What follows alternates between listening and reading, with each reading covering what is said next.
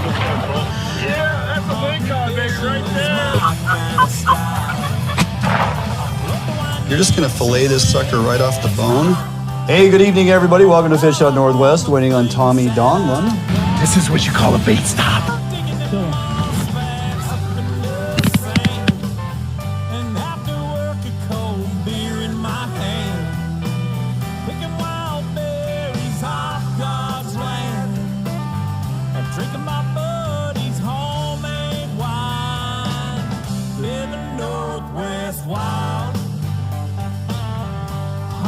Fishing is my kind of style. I float the Wainuchi when it gets hot. I'm proud of all the things that I've got. Hello and welcome to Fish Out Northwest, winning on Tommy Donlin. Finally. Healthy this week. Healthy this week. Yeah, you got small sick. kids, man. I know. They bring home everything. It's unbelievable. Yeah. I was telling you years back when the boys were small, it's like, serious, we're sick again? It's Yeah, like, right. what are they bringing home? Up until this year, I haven't had a stomach virus for however many years, right. 6-7 years. Yeah. Well, welcome, welcome to fatherhood. That's right. Yeah, That's nice right. to have you back, buddy. Glad you made it down here, and we got a great show on tap. Glad all of you could join us this evening. Welcome to the show if it's your first time. If you're joining us here on Root Sports, I want to thank you for that. Check out all our social media platforms if you have not. Go to www.fishhuntnw.com. That's going to link you to all our social media platforms, first of all, but also lots of insightful information, good blogs on there with a number of topics, and of course, the FHN20 coupon. Click on that. It's going to take you right to the Edge Rods webpage. All Edge Rods that are not currently under another reduced pricing, 20% off at checkout by simply applying FHN20. And then, of course, the Phelps Game Fish Hunt 10 at checkout will get you all Phelps Game calls 10% off for the entire year. So, with that, Tommy, we got a very busy show. One thing I've been tracking here as of late is the Springer dam counts and the catch rates and the things. Andy Walgamont, as he always does over there at Northwest Sportsman Magazine, wrote up a nice article, kind of summarized what was going on. So some of the numbers that came out kind of caught me off guard. They're indicating that we caught 2,900 plus a few spring Chinook in the Columbia, with a pretty aggressive 42,000, almost 43,000 angler trips. That's a lot of trips. They're saying we caught 2,900 fish. Yeah. Okay. Found that kind of interesting. Commercial landings through April 15th, 1,168. Yeah, and I think what you're alluding to is it sure didn't feel like 2,900. It really did not. Right? No, not at all. With the barrage of sea lions and then the overload of smelt, right? And just tough, really tough fishing conditions. Yep. Well, let's talk a little bit about how many of these fish are actually making it over Bonneville, right? Because that's kind of a data point we have. It's a good indicator, right? It is. So as of today, we've had 1,096 fish over the dam. You go, okay, great. Like, well, what does that really mean? What does it mean? Right? Mm-hmm. Well, when you look at that 10-year average, Yeah. right? By now, we typically see about 3,700 fish. Yeah. Right. That's the average. Yeah. Coming over the dam. So we're short of that. And then you may say, okay, well, what does that mean? Does that mean that the fish aren't here, or they're just laid, or they're being picked off by sea lions, right? Well, the 10-year average, okay, in terms of when that run completes over Bonneville, by about April 16th, you've only achieved about 2%. So it's still really early in the run, and it's hard to draw any conclusions from what we've seen so far. We're a couple thousand below the 10-year average on a forecast of 317,000, which is one of the highest we've had in the last, 10 or 15 years. So it's concerning, but the water temperature on average for the last 5 years is 2 degrees. It's carrying daily 2 degrees lower. Right. And the 12 million, tons of smelt or whatever that came in the river is kind of a blockade. So we got some factors kind of weighing in on possibly delaying these springers actually arriving. Yeah. I still find it hard to believe we caught 2,900, but perhaps we did almost 43,000 trips. You might scratch out almost 3,000 fish. Gosh, you'd hope so. Yeah. Anyway, the pinniped issue is completely out of control. It's unreal. It's amazing. More. It's flooding social media. Oh, it's on. Yeah, there's videos everywhere. There's 200, in excess of 200 right there at the little spit island that comes off the mouth of Cowlitz. Right. Yeah, there's typically sea lions there, but we're talking like a monstrous uptick in volume of sea lions in the Kalama, in the Lewis, in all tributaries. completely out of control. And it's not like one or two dogs. I mean, you're seeing Oh, no. hordes Yeah. of sea lions in the river system. Look, in 2015 or 16, they documented the fact that 45% of the spring Chinook run from the estuary water at the mouth of Columbia to Bonneville was decimated by pinnipeds. 45%. Right. The population increase now in the last 7 years in the Columbia is, I mean, who knows, right? Who knows? So anyway, we could go on this for hours, but we got too much to get to. So let's do this. Let's run on down the show of what we got going on. Hey, opening day of trout season is this Saturday. WDFW Annual Derby also kicks off with that on the 22nd with the opener. How to win and some historical data. We're going to walk you through that. Also, turkey update in the woods with Eric Braaten, our buddy Eric, who we'll be hunting with next week. How good is the start to this season in turkey hunting? Well, Eric's going to give us a up-to-date update as of today and the birds that they put down. Also, updates on the La Push Lingcod Derby. Tommy, we got a little bit of change going on there. Ocean conditions are not favorable. What does that mean? And then we're going to welcome back guest Mark Yuasa, WDFW Communications Manager. Regional Roundup coming off of North of Falcon. Hey, in the saltwater, Tommy, what do we get? Bait Lab, going to jump in there, show you guys some quick down and dirty ideas of what you could do with some bait options for trout. Closing out the show, hey, if you haven't heard, Washington Wildlife First has filed a lawsuit against WDFW, the Commission, Director Suing, the whole ball of wax. Also, I got some interesting data on fish trap for Wainucci, steelhead information. That's pretty compelling. Hopefully we get a season going into 23-24. Lots to get to this evening. So glad you could join us. We're going to jump out for a quick break. We'll be back after this right here at Fish Out Northwest. Defiance Marine is the one-stop shop for the Pacific Northwest angler. Defiance Marine guarantees the best price on a new and best service on a repower for your current boat. Defiance Marine is a Honda Premier dealership and one of the largest on the West Coast. Defiance Marine is a boat dealer who proudly sells Defiance, Allied, and Arima boats. All boats are built by West Coast fishermen for West Coast fishermen. Defiance Marine has all your boating needs to help you get out on the water. If you're looking for the best fishing rods in the world, you really do need to take a look at the Edge rods. I designed and built new machinery, and I think this new machinery has enabled us to build blanks like no other company can build without this equipment. There is no other rods in the world that are as good as these rods. You owe it to yourself to take a good look at them.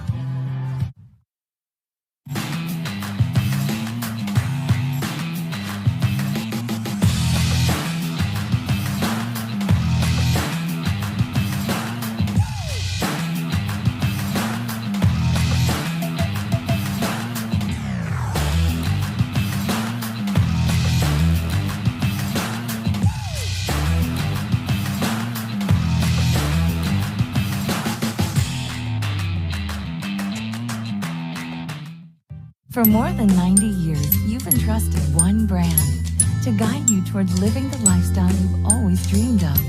Now you can entrust affiliated Better Homes and Gardens real estate professionals to interpret your needs and help you find the home in which to live your dreams through every stage of your home buying or selling process. And through every stage of your life, there's Better Homes and Gardens real estate. Expect better. All right, welcome back here in Studio Fish Out Northwest. Tommy, if you didn't get the memo, Saturday is opening day of Lowland Lakes and officially kicks off trout season. That's right. Fishing Yes, season, indeed. right? A lot of folks look forward to this, man. It's kind of a rite of passage, a little, family history, lots of hoopla. And it also kicks off, we're going to jump right to this, it also kicks off the annual WDFW season-long Trout Derby, which starts opening day this year, April 22nd, goes all the way to October 31st. And you have the opportunity to win prizes, like thousands of dollars worth of prizes based on these tagged fish that they put out there. Catch a tagged fish. Now, to find out all the information about this, go to www.wdfwderby.com. How does this work? Well, here's a quick little video to give you a little insight. It's time to go fishing and win big with the annual WDFW Trout Derby. we're giving away hundreds of prizes. It's easy and free for licensed Washington anglers. Just go fishing at one of the 100+ rainbow trout stocked lakes in Washington. Then catch a blue tag fish and check your tags online to see what you won. Next, claim your prize. It could be gear, tackle, gift cards, and more. This year, get outside and win big. Plan your Trout Derby adventure today at WDFWDerby.com. So there you go, just that simple. Fish and participating lakes, all 2023 Trout Derby lakes to find near you. Simply go to the website and click on your location. It's going to tell you if a lake in your proximity actually had fish planted. Yeah. You can fish wherever you want. Sure. But if you want a chance at catching one of these trout that has a blue tag, again, that tag is right near the dorsal fin. Yep. You're going to see it. So any trout you catch, make sure you look. Number one, and then you keep the tag, right? Yep. Yep. And then what you do with that tag, if you go to the webpage, WDFWDerby.com, there's going to be a form on that page, right? And you will write down, there's a number on the tag, so you'll write down the number, your contact information, the date, and yes, the lake you caught it at, it's not a secret, so don't worry about it. They're not going to propagate your information, but you got to tell them where you caught it. Yeah, you have to indicate, yep. Yeah. So with that information, then they're going to run it through their checker, and they'll go, oh yeah, that's an authentic tag number. They're going to get you a phone number, and you can call the business to claim your prizes, right? So here at Summit Lake, we actually, because the lake is pretty good size, and we've done this now for the 3rd year, we have 5 or 6 fish will be put in Summit Lake with a blue tag. You catch it, you go to the website, you fill out the form, it's going to give you the number to the business, and we authenticate. I have all the numbers of the tags, and so we can have that phone conversation. Then we're going to prize you up with several $100s worth of FHN swag. And Shing has all that picked out, and different allotments, different groups and whatnot. So yeah, it's well worth putting in a little effort if you get one of those tagged fish to call the business and see what you may or may not get. That's and right. If you're there at that lake, the business is typically close proximity, so before you leave town or within, if it's close to home or whatnot, you're going to be able to get your stuff. It might take a day or two, but it's a good thing to do, and you get the kids out and you can win some prizes, and no reason not to. So a few stats revolving around opening day, Tommy. Yeah, so this is these are some really good numbers. It really puts into perspective the economic impact, and trout fishing is really kind of central around that because everybody has an opportunity. Yearly, there are roughly 963,000 licenses sold every year In Washington State. In Washington State. Okay, So now this that's almost 1 million, right? Yeah, Population is 7.5 million. That's pretty impressive. 1/7 of the state potentially is fishing, right? Now, here's the economic impact. Yeah. That generates $55.9 million of state. revenue to the state, okay, which is huge, right? That is nice, yep. And, here's the other thing, right?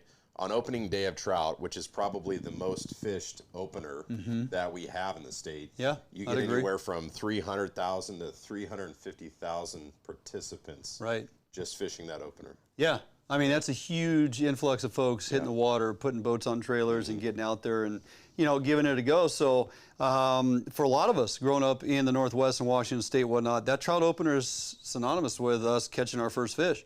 A lot of little kids catch that first trout, their first fish, their step into the fishing addiction for the rest of their lives is kind of gathered in that weekend. So WDFW has stocked 15.2 million trout statewide throughout all the lakes that they stock for opening day, and you can simply go to Google WDFW stocking reports, stocking trout reports.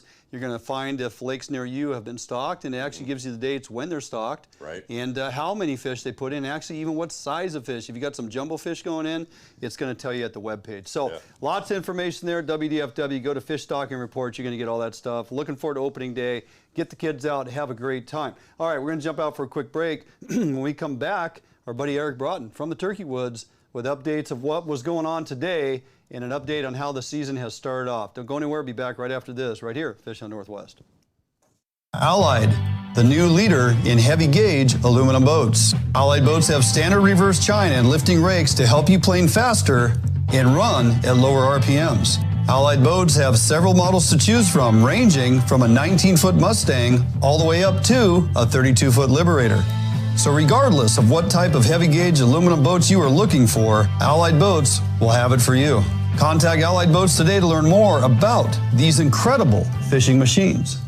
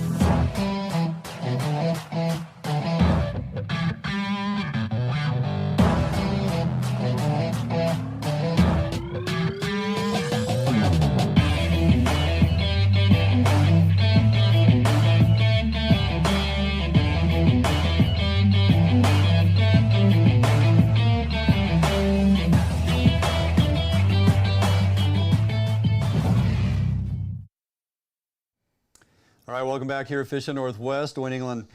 Tommy Donlin, and welcome back our buddy Eric Braaten. Eric is admin at Washington State Wild Turkey Hunting Club on Facebook if you follow him. And if you don't, you should, because a whole lot of activity going on that page as of late there, Tommy. Eric, how you doing tonight, buddy? Good. How are you guys? Hey, we're good. We're good. Looks like you are somewhere close proximity to some turkeys, and I know you actually put one down this morning. So does that make you got both your birds now already? I do. Yeah. I do. It's been a phenomenal season. The birds are pretty active. I'm all the way up here by Canada right now, up by Northport.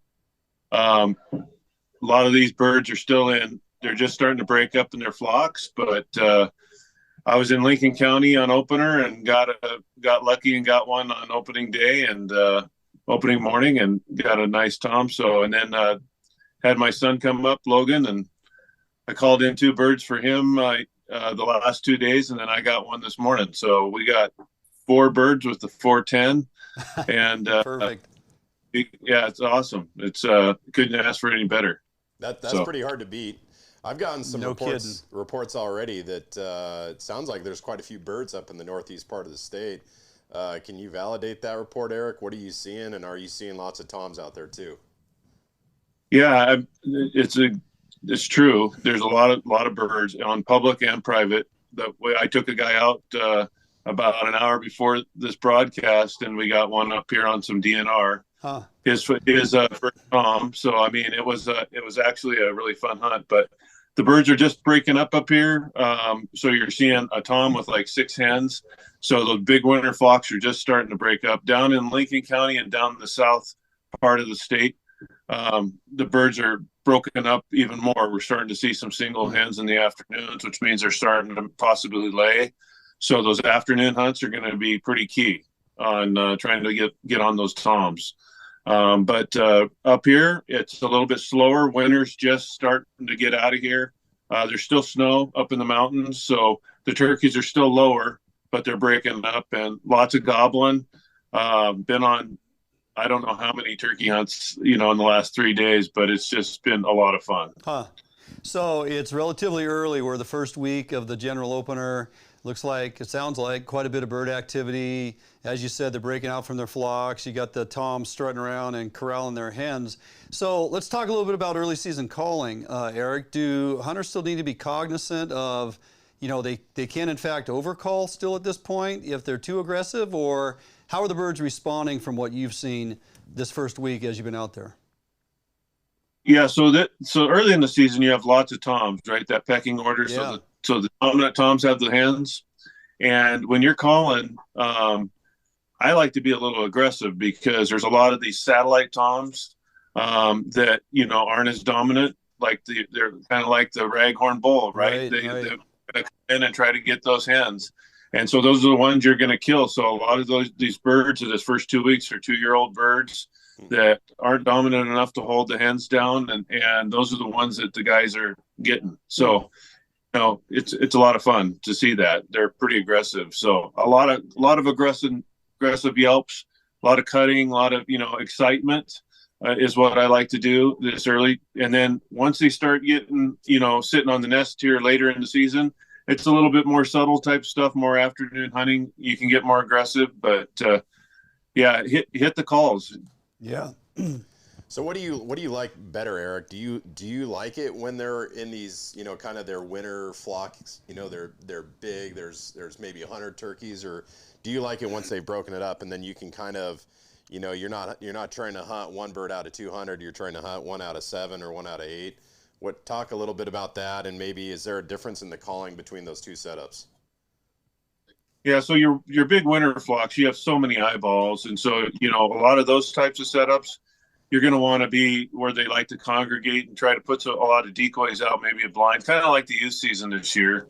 And there are still some areas that, you know, you see. We had one field the other day with 50 birds in it. Oh, wow. And so lots of birds, you know, 6 or 7 strutters out there, but they all kind of do their morning thing and then they dissipate, and some few toms will take some hens and then the off they go, you know. But when later in the year, you know, when you have that one tom with 6 hens, I like to just kind of cover a lot of ground and to find that one tom that might only have 1 hen, or maybe he just dropped a hen off at the nest, or maybe, you know, he's more enabled to come to the call. So Right. Yeah. You just want to cover lots of ground. So don't always just stick to one spot. You know, there's lots of turkeys, so cover lots of ground. You're going to have to put some gas in the truck, but I mean, it's going to be worth it. So. Right. Well, definitely, Matt and I are looking forward to getting over there with you here this next week. Always look forward to that hunt with you. It's active. We move around a lot. You're out there with your locate and call and sound like an overzealous woodpecker and screaming in the woods. So yeah, I can't wait. Going to be fantastic, and looking forward to bringing some great video content back to our folks here a week or two afterwards. It's going to be a lot of fun. So appreciate you jumping on tonight, buddy. I know you're busy, and always good to get updates with you. Looking forward to it. See you guys soon. All right, buddy. Take care. Eric Braaten, Yep. If you haven't followed him, again, go to Washington State Wild Turkey Hunting Club, and he is there and interactive, often in giving a lot of advice, helping folks get a lot of turkeys. All right, going to jump out for a quick break. Don't go anywhere. We'll be back here right after this. Sportco, an outdoor emporium, is the largest local outfitter in the Northwest since 1975, providing thousands of people affordable outdoor gear. This summer, make your next outdoor adventure more affordable by shopping at our warehouse-style pricing. We are a local Scotty dealer, offering sales, service, and repair. Located in Fife and Seattle, come visit us today. The outdoors await you. McCombie's custom lures are made in the Northwest for salmon, steelhead, lake trout, and kokanee. Our products come in a variety of sizes and colors to help you catch more fish. Find our products in stores or at McCombie'sCustomLures.com. Yep, for sure. Oh yeah, big fish. Yeah, buddy, nice fish. Oh, beauty. Gorgeous fish. Bobby's on the board. We got a good one. Oh, yeah. Oh, geez, come on. Nice fish. Nice fish.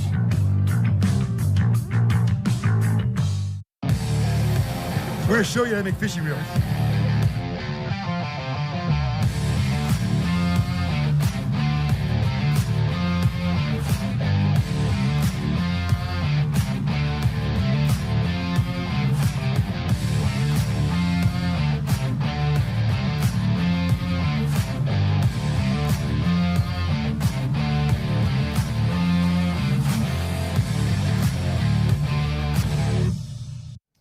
All right, welcome back here in studio. Hopefully you got some good takeaways with that. Yeah. With Eric. Yeah. I mean, there are a handful of people that are dialed on the turkey front. He's up there. Yeah.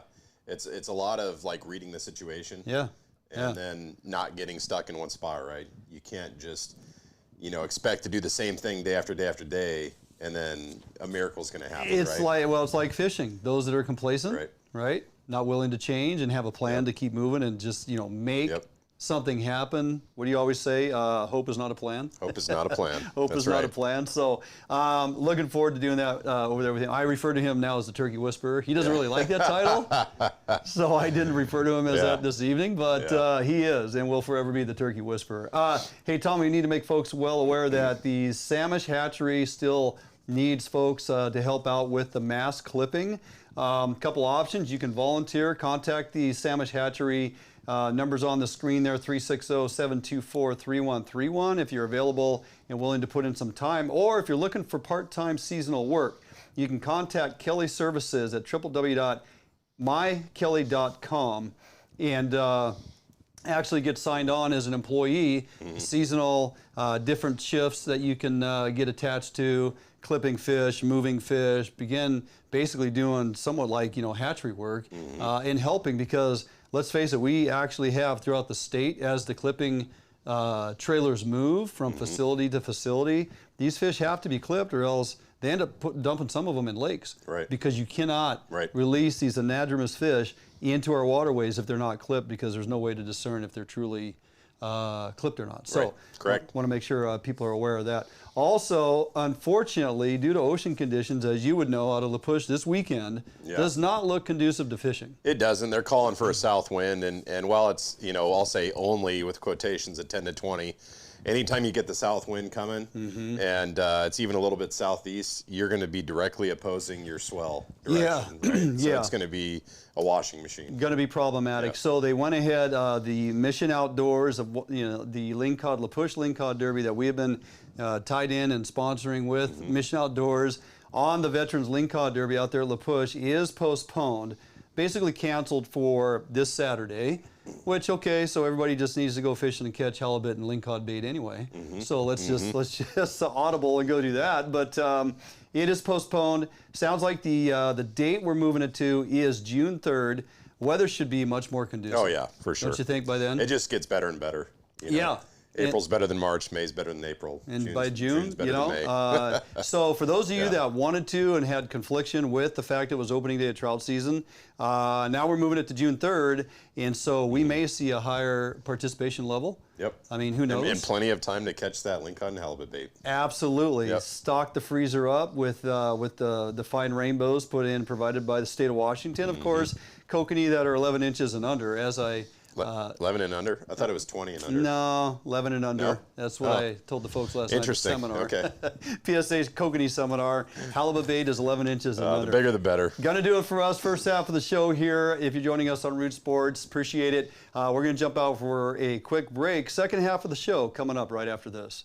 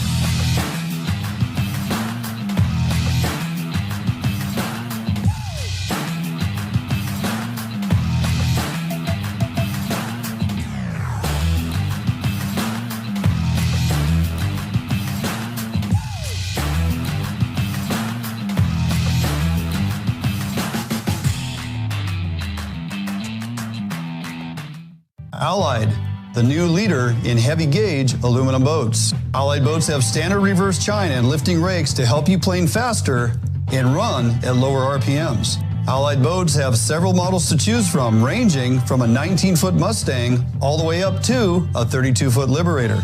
So regardless of what type of heavy gauge aluminum boats you are looking for, Allied Boats will have it for you. Contact Allied Boats today to learn more about these incredible fishing machines. Hey guys, I'm Big Mike. Come on down to the Edge Pro Shop and see me. We've got all the best brands under one roof. We've got Hawken, Procure, Short Bass, Pro Troll, Yakima Bait, Get 'em Dry Jigs, Northwest Bait Scent, Daiwa Reels, North Fork Lures, North Wild, Brad's, Superfly, Rocky Mountain Tackle, and of course, the greatest rods ever built, Edge Rods. All right, welcome back to the show here. Dwayne England, Tommy Donlan, and welcoming back to the show, longtime friend of ours, Tommy, Mark Yuasa, now a communications manager at WDFW. We got Mark on the phone this evening. Zoom wasn't a possibility, so here you go. Old school. Mark, we got you? Thanks, guys. Yeah. Glad to be on the show. Yeah, Absolutely. glad to have you. Welcome back. So, hey, we're going to do a little regional roundup with you as we've done in the past because you do such a great job at it. Why don't you give us kind of a lowdown of what came out of North of Falcon as it pertains to Puget Sound? Sounds like we got a few glimmers of hope and a few, of course, areas that still struggle. Yeah, I mean, it's a mixed bag, and I think anglers will be happy. We'll see something pretty similar to what we had last year with some other added caveats, right? I mean, you got pink salmon this year. Looks like we're going to have a, rather robust number of coho coming back. So, that mitigated some changes to some marine areas where we'll see some, a little more liberal seasons. And so, yeah, it should be exciting for anglers to look forward to this summer and early fall. So go ahead and let's run on through it on those openers, Area 9, Area 10, Area 7. Kind of give us a breakdown of where and when and what we're actually getting. Yeah. First off, let's, obviously, you got your obvious one, right? You got the bubble fishery. That's one of the first places that opens for migratory fish. Mm-hmm. And Tulalip opens May 26th. That season runs through September 5th with another little window from the 9th to the 24th of September. And folks need to remember that fishery is open like Fridays to Mondays only. Yeah, right. It's a terminal fishery, right? So guys, it's a jigging fishery or it's a trolling fishery, one or the other. And usually early mornings are best. So that kind of starts things off. But then I think what gets me most excited this year is we're going to see Central Puget Sound Marine Area 10 opening on June 1st. Last year was a little 2-week delay in that fishery for those resident coho. So that should have folks, gearing up to get an early start for those. And coinciding with that, you'll have South Central Puget Sound Marine Area 11 opening on June 1. And the thing that really gets me excited for those, if you recall last year, we had a 3-day season there. Yeah. But that quota last year was only 580 fish. This year's Chinook quota is 1,423. Yeah. So, you got a more liberal quota there. So hopefully that stretches things out.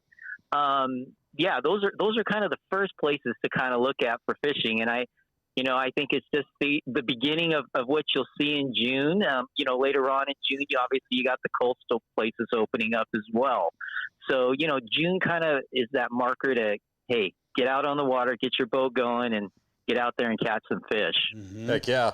So I always look to the ocean first, Mark, yes, personally.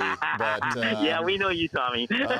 So, I am extremely happy. A lot of our good friends put in a lot of hard work. Dave Johnson and company at the North of Falcon season-setting effort. And I am really happy with what I'm seeing so far. Do you want to break it down for us? Tell us what you're seeing. Yeah, well, that season, this year in marine areas 4, 3, 2, and 1, which is obviously Neah Bay, La Push, Westport, and Oahu, they all open up here beginning, at least Neah Bay and La Push open June 17th, and that'll be followed by Oahu and Westport opening on June 24th. Those fisheries will run daily up until September 30th until their quotas are met. And, you've got some good quotas down there this year, especially for coho. And we should see hopefully some good king fishing as well. One of the nice things too is those guys who usually head down from Westport or up from Oahu off towards that Willapa Bay area this year is that control zone will be open too. So that's something else to kind of look forward to this summer. That area was closed last summer, right? And that kind of puts a little wrench in folks' options, off the ocean there. So that's a nice little caveat. And I'll be really curious to see what the commercial troll guys do when that season opens up here on May 1st. I always say that's like a marker for me to kind of see what the ocean is doing between now and when the sport guys get a chance to go in. So we'll see what they do. Yeah. Yep. Well, I as well am looking forward to that Area 11 June 1 opener for Chinook. And I know everybody that has a last name Yuasa or rhymes with Yuasa and has a mooching rod in hand, Tommy, will be out of Point Defiance and chasing those buggers on those tides. And, you mentioned, Mark, that quota last year was just so minor, and we railed through that thing in a short order. But that's because the fishing was good, right? I mean, the fishing was good. And so we get a June 1 opener. Area 11 coincides with 10, so some folks will stay up there in 10 and chase those resident coho, but that opportunity there in 11, let's talk about that a little bit, maybe a couple technique points on folks that may struggle, because there could be some decent Chinook to be had just in that little opportunity we have there with those 1,400 fish. Oh, yeah, definitely. And, one of the things with that fishery, too, is, the doggies are usually there, the dogfish are usually there, and they're thick, so a lot of guys will switch over to jigs, and I'm one of them, and, making sure you got braided line on so there's no give versus mono, using a Point Wilson dart, the P-line laser minnows, even a Dungeness stinger or a crippled herring. Those all work really well. And I moved away from just a single hook on there, too.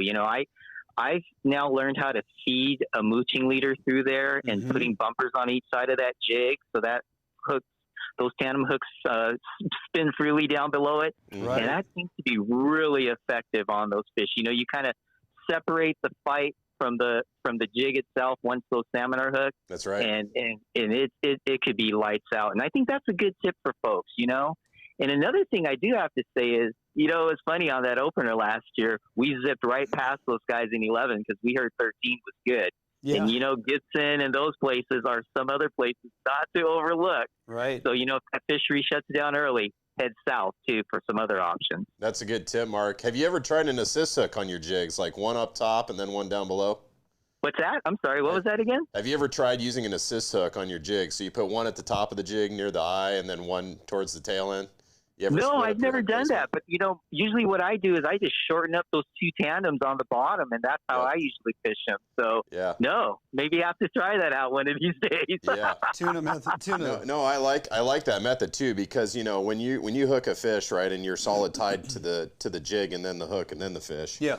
That fish is going to use that jig against you to try to get that hook out of its mouth. And with the system that Mark has, the slider, the weight slides away. Fish can shake his head all he wants, but he's not getting out.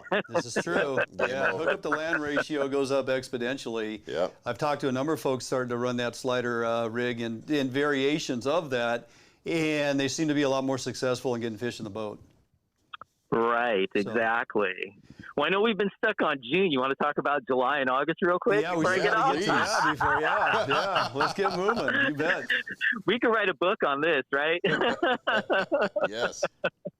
No, and that's another thing is, July, you got Northern Puget Sound, Area 9 opens on July 13th to the 15th.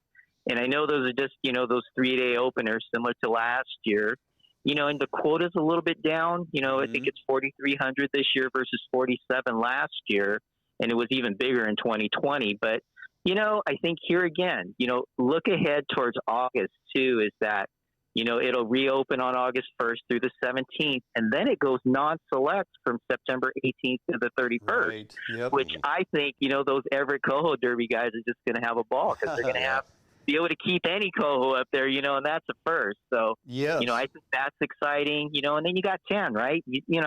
Kind of the similar situation, the quota is a little bit down, but not by much, just a smidge. And that fishery too opens on, that same time frame. So, and that's open daily. So, there's some opportunity up there, and hopefully when those kings show that, it should be lights out for guys later in June or July. Sorry. Yeah, absolutely. All right, let's keep it on rolling and jump right into August. Finish this up with August. Cool. Well, and this is the other thing too is, maybe we step back really quick, but we forgot the July 1 openers up in the Straits too. And right.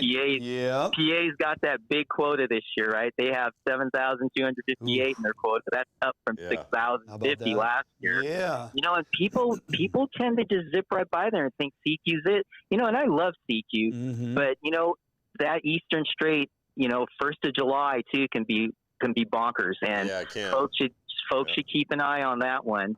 And and here again, those fisheries hopefully will carry right into August, like we were talking about. All these fisheries hopefully, and we should start seeing those pinks milling in, and some early coho. So with 4 million pinks mixed into the fishery, and it's a great introductory fishery. I always love getting young kids out there, and the guys who don't fish from boats, who don't have the nice boats or the ability to get on a boat, can catch those from shore. So it, opens up these opportunities for folks, and it really builds up the anticipation of what should be a good summer. I'm hopeful. You hurt my feelings, Mark. You didn't even mention tuna anywhere in this discussion.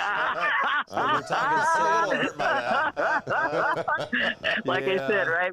That's chapter 2, right? We can talk all day about that one as well. Love it. Hey, Mark, you kind of mentioned it. We got almost 4 million pinks coming back to Puget Sound. Now, years past when we built those pink numbers up in excess, north of 6 million fish. We were looking at those bonus limits. We go out there and fish. You get your 2 extra, pinks on board. In river fisheries, you got your 2 extra pinks. I mean, bonus limits with a couple coho, a couple pinks. You think we have to get back to those types of numbers before we see that bonus fishery come back? This year, they're, part of your standard 2-fish limit. I think some of that stems from just the other species and the limiting factors we're seeing for some of them is the reason why we couldn't add that bonus this year. But, hopefully, we build up that number of pinks coming back, and we kind of see maybe, if we don't get into those, bad El Nino years again, and we keep up this La Nina water with the cool water, and we see this, better upwelling in the ocean and more of these Chinook and coho coming back. Yeah. I think we could, look at that bonus maybe 2 years from now. And it seems like, that pink number is God. I mean, I saw that Green River number, and it's almost 1 million fish. Yeah. It's like over 800,000. Yeah, and the Nisqually has really on the uptick as well as far as, South Puget Sound. It had a huge bump as far as returning pinks this coming season. So that's encouraging as well, especially the further we tuck down here to South Puget Sound and we see certain legs of this on the uptick. That's always encouraging. Yep, exactly. Exactly. Hey, and one last thing, too, is Marine Area A2. Kind of forgot about that, but, last year only half of that area was open, right? That boundary line was shut down. Well, this year, it's open August 1, the whole entire Marine Area A2 for coho and pink. Okay. That Browns Bay and all those areas up north to the Mukilteo Ferry should be lights out for guys, both for a nice mix of coho and pink. So, perfect. There's a lot to be said for this summer. I'm excited. Yep, lots of opportunity, and nobody can summarize it better than you. So I'm glad you were able to take a little time with us this evening, give us the rundown. Hopefully folks had their notepad out and taking notes, and they can go to the WDFW website and look at all the seasons that have been established now coming out north of Falcon. So June we should see it in the reg books. Is that right? Yes, sir. Yes, indeed. And right now we do have the tentative dates already on the website, so guys can kind of start making plans and looking at that and working off that too. So. Perfect. Yep. I know it's kind of like drinking from a fire hose right now. There's so much going to be happening this summer. But hey, you just have to plan to fish every day. You got to be smart, right? Make your plans the right days, pick and choose, and you should catch some fish, definitely. Fantastic. All right. Well, we will look forward to seeing you out there, probably in an orange boat, bebopping around Area 11 with a jig rod in your hand, from what it sounds like. Right. So, fantastic. Sounds good, guys. Yeah. Appreciate you jumping on with us tonight, buddy. Good to hear from you again. Yeah, great talking to you. We'll talk to you soon. You bet. Take care. Mark. Take care. Mark Yuasa, Communications Manager there at WDFW. He's bounced around in a number of different job facets throughout the years. Always within communications and always in the know on the fisheries and has an avenue to bring the information to the people, and that's why I keep going back to him, because he's phenomenal, right? Yeah, and it's every opportunity. It's it's all inclusive. It's all inclusive. Yeah. How about hey, that? Rob Larson had a good comment here. Just reminding people, like with those, you're gonna net that Chinook when you bring it to the boat, not knowing if it's a hatchery fish, clipped or unclipped, right? And his point is like, hey, if it's unclipped, you do have to release it, and just be gentle handling that fish, right? Don't take it out of the water. Try to keep it in the water. Get the hooks out as fast as you can. Swim it next to the boat if you need to, and then release it as quickly as possible, so you make sure it gets back to the spawning bed. So good point. We do want those fish to survive and make it to the gravel. That's why we are releasing them. Yep. That's the intent, right? Yep. So good point, Rob. Okay, gonna jump out for a quick break. We come back. Gonna be in the bait lab. Couple things to think about in utilization of bait, little kids, how to make it work in the bait lab right here. We come back after this break, Fishing Northwest. All Defiance boats are built without any structural wood materials. That is why all boats are backed with a lifetime warranty. All Defiance boats come standard with large fish boxes that are fully insulated so that you can ice your fish properly all day. All Defiance boats are foam flotation filled and unsinkable for the ultimate in safety while fishing offshore. Before you buy any boat, stop by or call Defiance Boats today to ensure you are getting the very best glass boat your money can buy.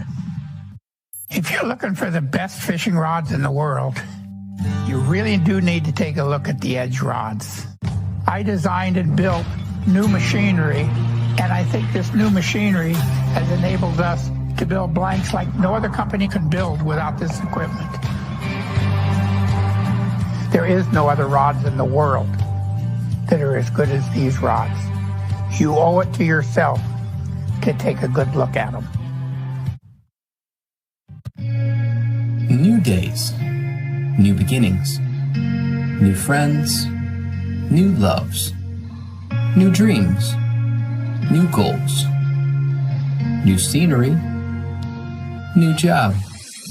No matter what the next chapter holds, Better Homes and Gardens Real Estate will be there to help you find the new that's right for your lifestyle at any stage of your life. Better Homes and Gardens Real Estate. Expect better.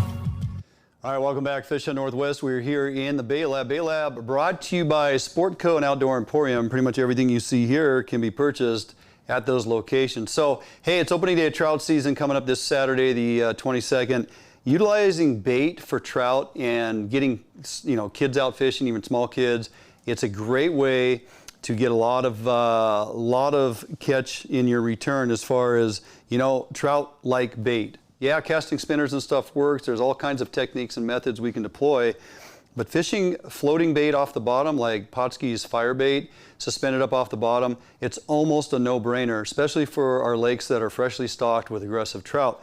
So a couple points to think about in how you rig and how you present that bait so you get it up above the weed line and you're actually putting the bait where the fish are going to be, and you find some success. So the old standard, one method, one way of rigging is pretty simple. Here at the table, we got a 1/2 ounce egg sinker on my main line. It terminates here against a 5 or 4 millimeter bead, which is just simply there to protect the knot on my barrel swivel. I like to use a size 7 or 10 barrel swivel, something that's not too big, because you actually want the bait to float up, and if is able to do so, will actually continue to pull some line up through that sliding sinker, even elevating the swivel up off the ground, especially when a fish picks it up. This just goes to about a 4-foot leader on this particular rig to a size 10 or 12 treble hook, okay? Now, treble hooks work great for a couple reasons. One, when I'm using something like fire bait, I can take a small amount out of here, okay? Just gonna work this into my hands, make it into a nice round ball, and then with the size 10 or 12 treble hook, this is really the key. We're gonna mold it right around the treble hook, and I like to make sure I kind of get those barbs exposed out, at least 1 or 2 of them, okay? It doesn't have to be a perfectly round ball, but I find that your hookups are a lot better when you got a little bit of that hook sticking out on the top side of there. And just takes 1, you can maybe get 2 of them, but now the key here is to have a large enough piece of bait melded around that hook that is actually going to float the hook up, okay? And if you're questioning whether or not you have enough bait on there for the first one, just simply toss it in the water when you get it on there and see if it's actually floating at the surface. Then you know about what size bait you need to put on there. Oftentimes we put on, quarter size or big balls of bait on there, and yeah, they float up really well, but they're almost too big for some of these planter fish to go ahead and grab. So it doesn't take much, dime size and a round ball on a treble hook in a slip sinker, 4-foot leader. The other thing you want to do if you're rigging multiple rods, put 1 leader at 4 feet, 1 at 5, 1 at 6. Let the length of the leader and the height off the bottom that the bait floats up to let you know or indicate to you where the fish are. If the 5-foot leader continues to get bit, swap all your leaders to 5 feet and all the kids are catching fish. So pretty simple. The one thing about treble hooks is on small baits like this, those trout can take them all the way in. And yeah, you're going to keep the fish because in Washington State, when you catch trout in lakes on bait, you're required to keep those fish. Those treble hooks can be difficult to get out of the throat. Not so much about, ripping the fish apart or whatever to get it out, but more so you break your leaders, you cut your leaders, you leave the hook inside. And then you spend a lot of time retying. So another alternative, another method that I've gone to is, rigging a slip sinker. Here's another method of rigging a slip sinker. I have a barrel swivel on here. I have a Pro line lock, which is a slider also. I can use this mini line lock as a sliding device. I clip a small cannonball weight underneath that, 1/2 ounce, 3/8 ounce, whatever. And because this slides really well and free, it also is going to allow that line to pull through when the fish picks it up. So it's another way of rigging it. You can put the egg sinker on top of the swivel. You can put a line lock, slider line lock, and clip a small cannonball to it. On this one, however, I've actually put a single size 8 or 10 single hook. Now, the one thing we know about fire bait or dough baits in general, if you meld them or mold them into a round ball and put it on a single hook and cast it, it's not going to stay on the single hook very long at all. The water does begin to soften the bait and eventually it'll float right off of the hook, okay? The bait isn't designed to function very well on a single hook. That's why we use the treble hook. But again, treble hooks in the throats of fish means that you're constantly retying your hook. So when I use a single hook, I like to get some of the Mike's spawn netting and some of the Miracle thread, and I basically tie little bait spawn bags with the mesh. And so this is tied up with some of the spawn netting with the magic thread and a little bit of bait in there, and simply by putting that hook right through the mesh, it stays on there very well and for multiple casts. And because of the size of the bait, it definitely floats that single hook up. Plus I have a lot of hook exposed that typically will hook the fish more out towards the outer portion of the mouth versus deep in the throat. So they're easy to unhook and retain my hook so I don't have to constantly retie. There's just a lot of good reasons, a lot of positives I see as to why I switched to fishing a single hook and taking the time to put the fire bait into the spawn netting. Now, how easy is this to do? Well, pretty simple. And you have multiple colors to choose from. You can mix and match. If I'm using the salmon garlic, I'm going to pull a little bit of this out of here, okay? And again, going to just put it into a round ball and drop it into the netting. Now I'm just going to pick up the corners, okay, and mold that around.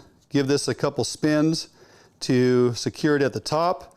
Then I just take my magic thread. Now this is an elastic thread. There's no knot tying or anything. We're just going to basically multi-wrap this. You know, you end up doing it 8, 10, 12, upwards of 15 times. You just pull it nice and tight. Every wrap you put on there, you pull tight, break it off of there. Okay, then you're just going to cut that excess top of the netting off of there. And there you go. That is there's a bait right there. Now that bait is completely inside that mesh. I can stick that onto a single hook. It's going to float up. It's going to last. You can actually catch multiple fish on a single bait. Here's the other thing too. When we're teaching young kids, little kids, how to cast, they typically whip that rod pretty well. They cast pretty aggressively, which is fine. You know, put enough weight on there that they can comfortably cast it and they can, you know, get it out there a decent distance.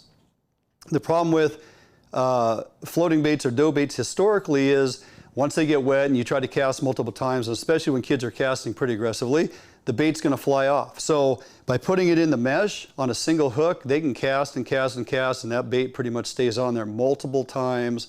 They can cast it out, retrieve it. Sometimes with little kids, you got to let them continue to cast the rod multiple times because they get bored sitting and waiting for the fish to bite. So for me, there's a lot of positives in why I would take the time to put the dough bait or the fire bait into a spawn net.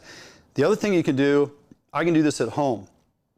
I can put the gloves on, I can do an entire jar in pre-made, pre-tied little spawn bags. So when I'm out fishing with kids, especially if I got multiple kids, I'm trying to keep their lines in the water and keep the bait on so they're catching fish, I can simply open up the jar, take a single bait out at a time, hook it on there, and they're fishing. I don't have to worry about getting it all over the hands while I'm out fishing, rolling it. If it's raining and my hands are wet, it sometimes gets a little difficult to mold into a ball. So there's a lot of good reasons to take some time at home prior to opening day, get your jars all prepped up with your fire bait in a spawn bag, and it's going to fish way more durable. The kids are going to catch fish, and everybody's going to have a good time. So hopefully that helps you out for opening day, something to think about. Okay, don't go anywhere. Going to jump out for a quick break. We come back. We'll be back in studio to close out the show.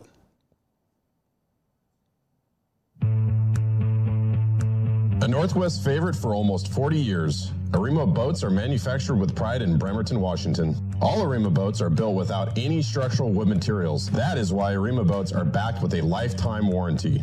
Arima can offer every boat with Honda outboard packages so that you can take advantage of the reliability and 5-year top-to-prop warranty from your Honda outboard. Call or stop by Arima Boats today and let them help you get into your very next boat. Yep, for sure. Oh yeah, big fish. Yeah, buddy. Nice fish. Oh, beauty. Gorgeous fish. Bobby's on the board. We got a good one. Oh, yeah. Oh, No, geez, come on. nice fish. Nice fish.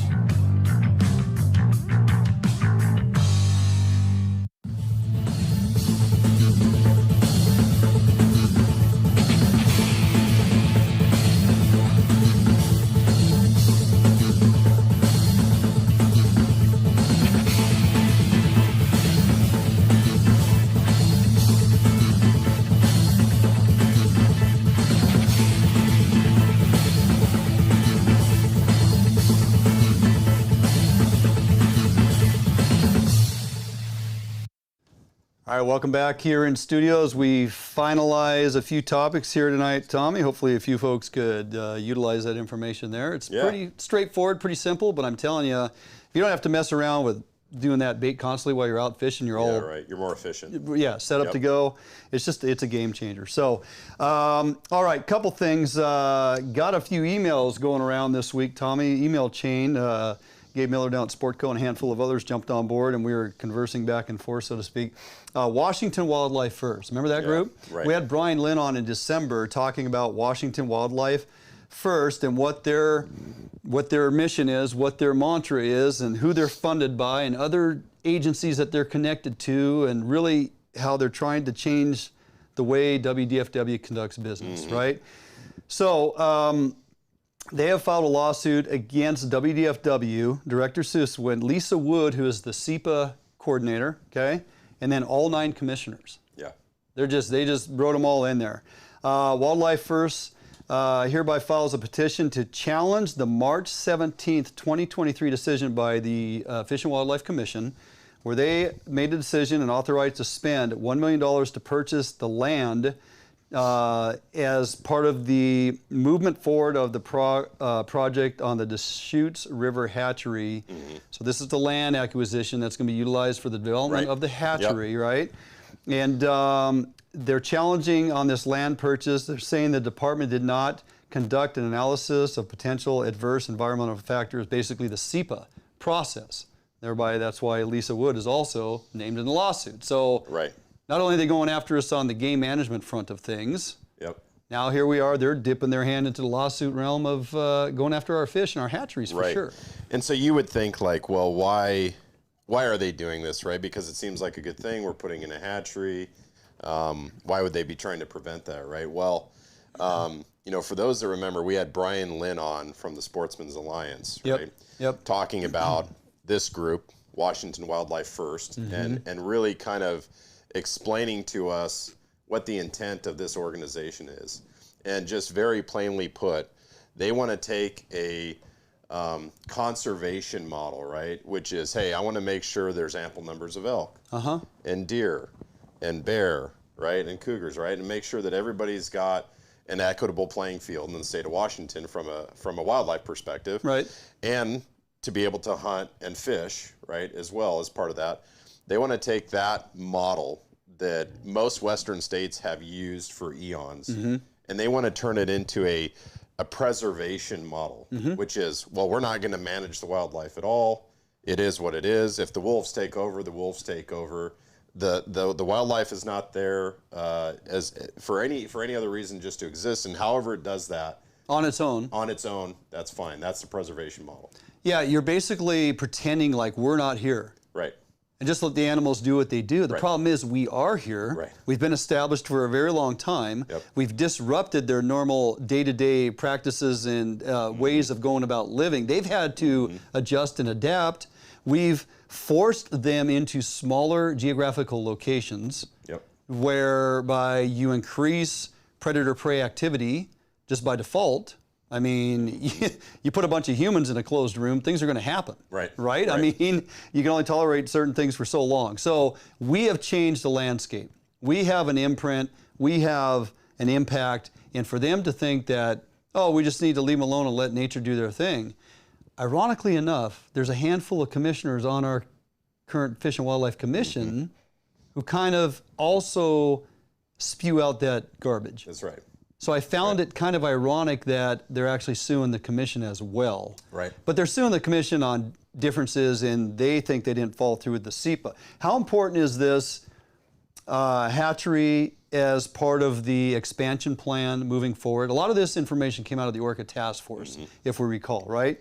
So it's part of the overall plan, whereby they've allocated $250 million for hatchery expansions and boosting the numbers of Chinook smolt going into Puget Sound waters. Right. This particular watershed, this is a 36.4 million salmon smolts, part of the Orca Prey Initiative. The plans are proposed for this Deschutes hatchery as a prioritized site. And thereby this South Sound contribution would bump the numbers in the overall plan by 4 million Chinook smolt. Substantially. Yeah. So and it's the key word I took away from reading a lot of the stuff on this is it's one of the priority plans. It's been in the works for quite some time. Yeah. Getting through all the hurdles and the things they have to do to actually, at a time when we have so much negativity going after hatcheries. Right. Here we are actually making forward progress to build a new state-of-the-art facility, South Puget Sound, which is desperately needed. Yeah. Well, and to have everybody on board too, right? Yes. It's not like it was one party or another. This is bipartisan, right? Yes. Across the board, this was approved, reviewed. Yep. And so, yeah, for them to come out of the woodworks and say, "Oh, you didn't follow the process." If you see, I can just imagine the actual lawsuit. It probably says, "Oh, Chapter 8, Section 4.1. There's this one little bit about blah blah blah." Right? I think this word out. It's a political move to try to slow down hatchery production. I think so. Yeah. Again, taking away what it is we like to do. Right. Yep. And at the end of the day, I mean, this does have an impact on survivability of the orcas as well. Yeah. I mean, this is the intent of, But in a preservationist mindset, fend for themselves. The orcas need to, Yeah. Well, we've disrupted that. Don't get me going on the 1972 Marine Mammal Protection Act that we fail miserably to get back into at the Fed level with NOAA, the courts, whatever the hell it's going to take to make change in that regard and start have an impact on these sea lions, for God's sake. Yeah. David Trout and I had this conversation last year when he was back in studio. Look, the Orca Task Force is great. The 50 million Chinook smolts that we want to add throughout Puget Sound, and some of the net pen projects that are going year in and year out now, out of Central Puget Sound and South Puget Sound and the hatchery and all, it's all great. But if all we're doing is putting more smolt out there for the Puget Sound seals and harbor seals and gray seals to consume, we're just feeding the machine and we're not accomplishing the goal. Right? So I hear you. That's a whole totally different subject, but they're so too connected, you just can't talk about one without the other. Interesting developments as it would be to our steelhead opportunities here in Gray's Harbor. So something I picked up on a little bit ago, Tommy, was that WDFW has a page of information that you can go to if you Google WDFW Coastal Steelhead In-Season Indicators. There's a page that comes up. James Losey and staff have developed this information, this page to navigate through. They had it up and kind of going last year. As any new program, they're kind of working through the hurdles and stuff. This year they have it out there for public scrutiny and for you to look in on, and it's pretty compelling. They're actually checking a couple or a few of the fish traps throughout the Grays Harbor region of where they track and capture numbers of fish, and they document those and are keeping track to see how the return is performing. Now, it's no secret that we have not fished on these steelhead for the last 2 seasons. Right. This one trap in particular is exclusively on the Wainuchi. This is what we're going to focus on tonight. Because as you know, when we were talking about steelhead fishing and trying to craft seasons, I was, besides myself, trying to understand why we couldn't fish the Wainuchi and the Satsop. Right. As far as targeting steelhead on tributaries. So here is a trap on the Wainuchi, and this is the performance of that trap so far this year. It will continue into June based on up until when the fish no longer continue to show and the summer run starts showing up. So as documented here, December on the Wainuchi, and again, it's not running 24/7 because of high water events, so it's only capturing a sampling. But this is a sample, and this even makes my argument more compelling. Right. Okay. Right. And you're going to get into the numbers in a second, but I think so. You look at those numbers, and then you say we've had dismal opportunity given to us. Steelheading has been all but shut down. Shut down. And so opportunity is small. And if you remember, right, we had an agreed to fishery that said we could fish coho through December. Right. Correct. And the last 2 years. And then that was taken away from us. Last 2 years. Due to steelhead encounters. Impacts, right? yes, and encounters. Okay, right. and I think you're gonna show those numbers again, and you're gonna break it down for us about how ridiculous this is, and why we really should have a fishery. Yep. So we, as you reminded all of us, yes, we were shut down to steelhead fishing, and we also lost the agreed to fishery on our coho opportunities. Did we just lose everything? Your device ran into a problem and needs to restart. Oh boy. That's the blue screen. I just got a blue screen for no reason. So. Yeah, I got a black screen here. What in the world? Well, there's nothing on here. It's still getting audio. Are we still getting audio?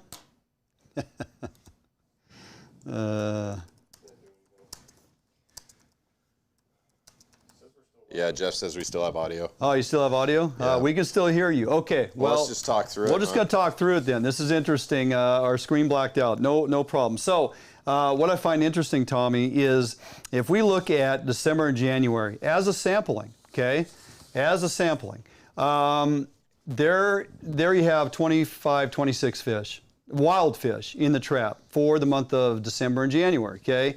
If you recall when we were talking about trying to create a season, I was all about, hey, let's see if we can't go after those hatchery fish in December and January on the Wainuchi and the Satsop. What's that going to look like? How many fish are we truly going to encounter? Yep. This is an indicator here. I look at that and say, hey, 25 fish over the 2 months, wild fish. I mean, we could look at the hatchery numbers and go, gosh, we got 1,000-something fish that we should be able to go after. So the key here, I want to say that this number of 25 fish over 2 months represents, say, 25%. I'm just throwing it out there. Let's say that represents 25% of the actual fish that are there, okay? Yep. So if that's true, so for the months of December, January, we can look at 100 fish. Yep. Okay?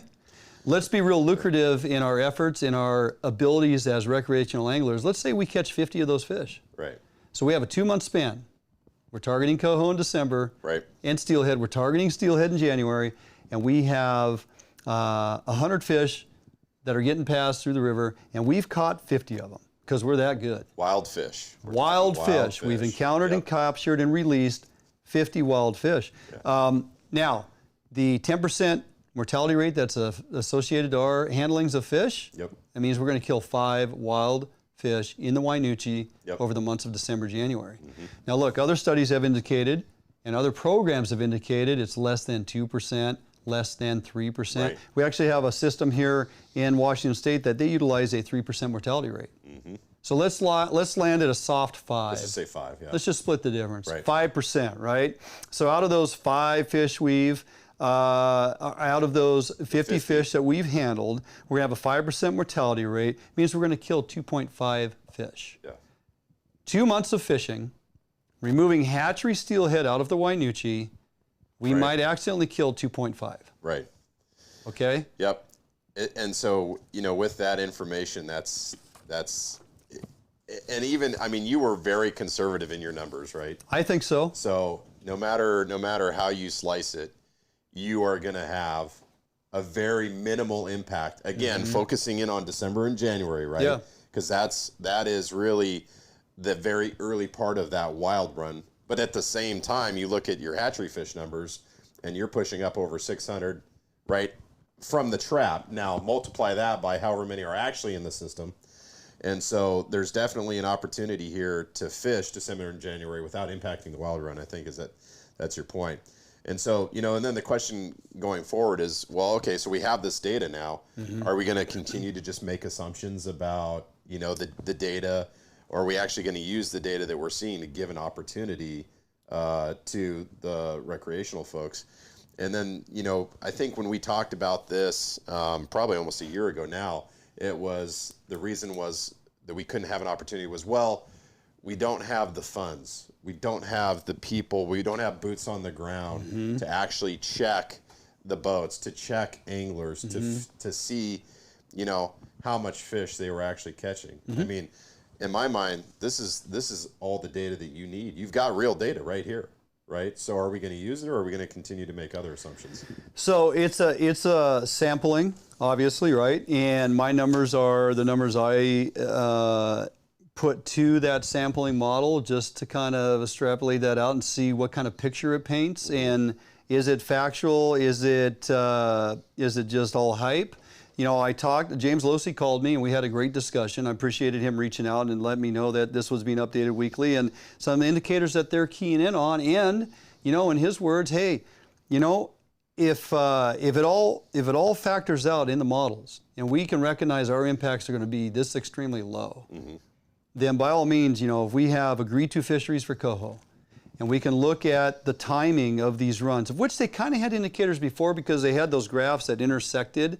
Mid-February was kind of that intersection of where the uptick of wild fish began to get to a level where the downturn of the hatchery return intersected, and that's kind of like your mid-February point where you got to start thinking about pulling the plug. Yep. But that tells me we have 8 to 10 weeks of opportunity. Right. And in that time frame, specific to that one river, we have a couple thousand fish, hatchery fish, that we should be going after because we don't want to give more fodder to the Wild Fish Conservancy folks. Right. We don't want people coming after with lawsuits to WDFW, and I don't want the commission asking questions on if we're not fishing on these fish, then why are we raising them? Right. All those concerns you and I talked about last season. Exactly. So I see it as the impacts are low. I also had a great conversation with Mike Scharf, who puts in a lot of time and effort to tabulate these numbers. Him and his staff do all the uploading of the information that you can go look at. The interesting thing here too is the wild fish average in the trap for the last 5 years has been 111 fish. That's for the season. Right now they're at 127, and he told me that they have 40% of the run still to arrive. Okay. Anticipating. Yeah. Now, will it materialize or not? That's yet to be seen. They continue to run the trap, like I had mentioned, into June when it presents a 0. There's no more wild fish showing up. Okay, we're done. What's our total? I asked him to keep me informed. Calculate that out as far as it goes till you hit 0. What's that going to look like? 145 fish, 150 fish, 135 fish? We don't know, right? Yeah. But whatever that number is, if you can also gather the data from the co-managers in the previous 3 years prior to shutdowns to see what their in-river catch was in their gillnet fisheries while targeting hatchery fish, what their encounters are for the wild fish. And then remove that number out of your total from this year when we've had no fishing whatsoever. Right. I think it gives you a good indicator of percent impact and where that percent of impact of wild fish are truly going. Because our impact as recreational fishers, I got to tell you, I'm on the entire, I'm no longer on a fence at all. It's like I'm standing firm on ground to say it's not us. It's a lot of other things, and we know, and by right, they have a right to fish. They are removing some of the wild component from the equation. I'm just curious what that percentage is and what that number is. Right. As it reflects on a season now where there's been no pressure by any user group, right? Yep. And we all have to work together to stave off those wild fish. And so if we're talking about earlier net sets in that run timing, December only or mid-January, and then they're done so they don't impact the wild fish as they start taking. I mean, this is useful data in the trap for run timing. Yep. And I think it's important. So you can find this data available. It's public information. I tip my cap to James and Mike in the crew there, Region 6. They're doing the work to try and, whether you guys want to fight them or not, I mean, they're doing the work to try and get us back on the water, and hopefully we can go after these hatchery steelhead. So, wow, went by awful quick. Great bit of information tonight. Yeah, no shortage of information, that's for sure. Every week we got so much going on, it's hard to keep up. Okay, posted all the information for the Kids Fish Derby on our Facebook page, all detailed out. Yes, fish pond at this facility is going to be there, 250 fish, kids 5 and under, Mission Outdoors involved. Just all types of great opportunity there. More information on that to come. But so before we get there and meld it all together, let's just get out this weekend. Hopefully the weather is conducive. Get the little kids out, get them on the water, catch some trout, have a great family outing, and make a weekend of it, and have a great time. Any final words? Man, I'm just glad to be healthy for once. Hopefully this will last more than a week. Yeah, I would like to see you back here. I'd like to see you back here next week. Yeah. Yeah, but we're not going to be here next week. We're going to be out and about. Oh, right? we don't. Yeah. So don't freak out. We do have a show next week. We don't have a live show. We got a pre-record. You're going to enjoy it. Some fishing over there on the east side that we put together thanks to Matt Messing and his amazing editing skills nowadays, Tommy. So we will be out and about. We got some clamming to do next week. We got some walleye to go catch. We got some triploids. We got some turkeys to shoot. We got a busy week of on the water, in the woods, and filming to bring you guys content down the road. So thanks for the reminder. Yeah, you bet. No live show next week, but you're going to want to tune in because we got some great content coming your way. All right, that's going to do it for us this week here in the studio. Again, get out there this weekend, enjoy, get those kids out, have an excellent time, be safe, and we'll see you in a couple weeks right back here in studio, right here, Fish on Northwest.